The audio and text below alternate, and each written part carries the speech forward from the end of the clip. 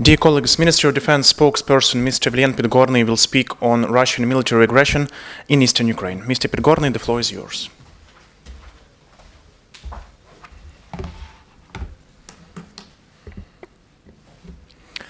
Good afternoon, ladies and gentlemen.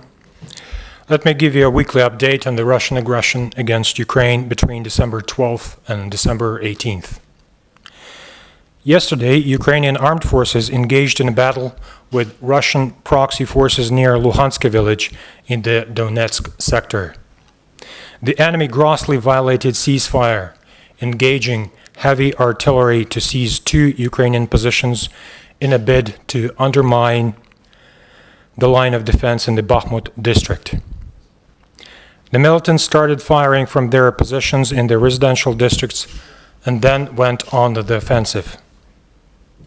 The military action lasted for 6 hours, after which it ended in the enemy's retreat.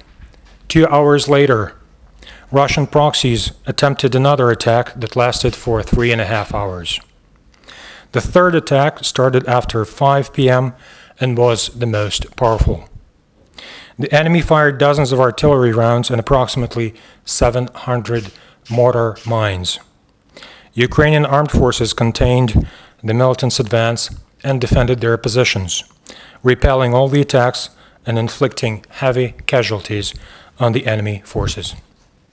As a result of the military action, 5 Ukrainian servicemen were killed in action, 6 were wounded in action, and 10 more suffered concussions and other traumas.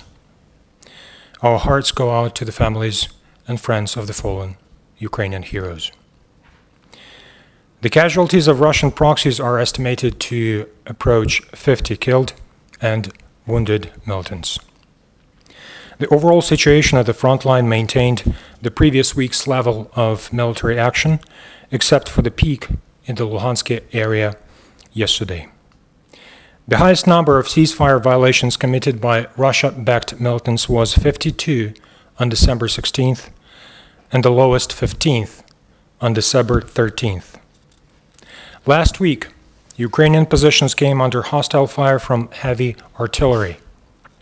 According to Ukraine's military intelligence, the enemy repeatedly used 152 mm self-propelled military artillery systems named Akatsiya and conventional howitzers such as Hyacinth. Most of artillery shellings is registered in Popasna district, Luhansk sector, and in the Mariupol sector.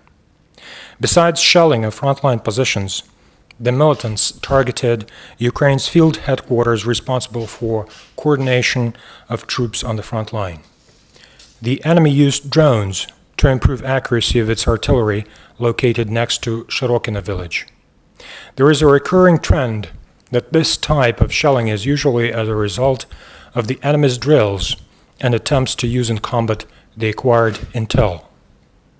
Ukraine's intelligence also reported that the Russian proxy forces test sophisticated military hardware and ammunition, including 152 mm Msta-B artillery systems with new laser guiding systems installed. The artillery was equipped with Krasnopol guided artillery rounds. Moreover, as per intelligence reports, Russian armed forces conduct a sweeping rotation of top artillery officers in all units of Russian proxy forces. Russia-backed militants set up new field hospitals due to the higher intensity of skirmishes and increased number of Russian regulars involved in the military action on the front line. Hostile shelling from 82 and 120 mm mortars, 122 and 152 mm artillery, as well as tank fire, were registered in the Mariupol sector. Most intense action stretched from Hnutovo village all the way to Shirokino on the Azov Sea coastline.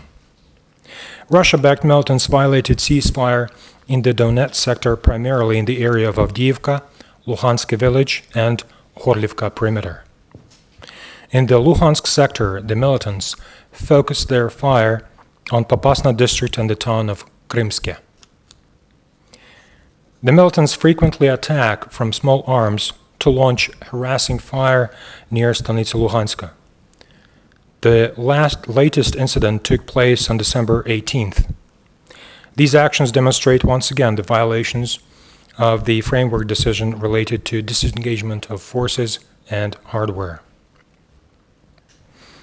Over the week, Ukrainian troops have registered 8 episodes of hostile drones conducting aerial reconnaissance in the ATO area.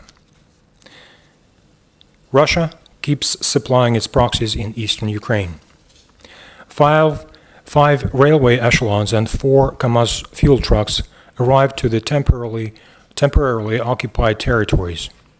The railway cargo contained 1,600 tons of fuel, 300 tons of food, and military essentials.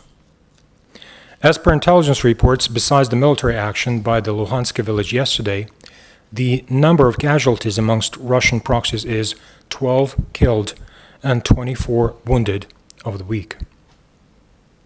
Last week, 5 Ukrainian servicemen were killed in action, and 23 servicemen were wounded and injured in action. Our hearts go out to the families and friends of the fallen Ukrainian heroes. 1 civilian was killed and 4 were injured as a result of ceasefire violations by the Russian proxy forces. The militants opened fire in the vicinity of the government checkpoint Mayorsk on December 14th, killing 1 and injuring another person who were in the queue to pass to the government-controlled territories. Furthermore, 3 more civilians were injured as a result of hostile fire and mine explosion over the week in Mariinka, Donetsk region. 9 private homes were damaged in the Donetsk sector, particularly in the greater Donetsk airport area, Galitsinivka, Svetlodarsk, and Persotravneve. 1 non-residential building was damaged in Avdiivka as well. Russia-backed militants carried on attacking civilian infrastructure, especially the power lines in the Donetsk region. 159 residents of Vodyane village, Yasynovata district, 292 residents of Krasnogorivka, and over 11,700 residents of Svetlodarsk area, including Luhansk and Mironivsky villages, were left without power supply as a result of ceasefire violations committed by Russian proxies. Ukrainian authorities arranged for access and safe passage through government checkpoints on the contact line of 84 trucks loaded with humanitarian aid for civilians living in the occupied territories in eastern Ukraine. The total payload of aid exceeds 1,467 tons. It includes food and hygiene products. The humanitarian assistance was provided by the International Committee of the Red Cross, as well as by Ukrainian charity organizations. That will be all. Thank you very much. Thank you, Mr. Pidgornyy. Looking forward to seeing you here next Monday. Thank you.